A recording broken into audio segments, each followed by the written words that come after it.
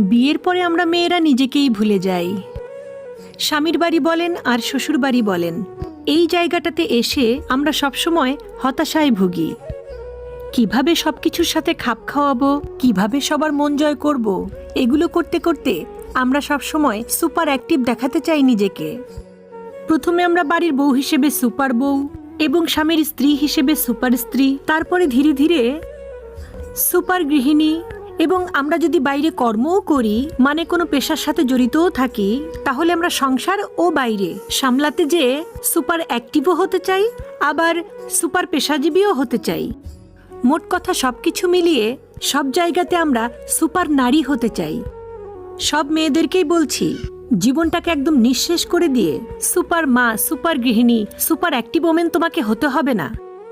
কারণ এসব করতে যে যখন তোমার শরীর ভেঙে যাবে, তখন ওই যাদের জন্য সব কিছু করে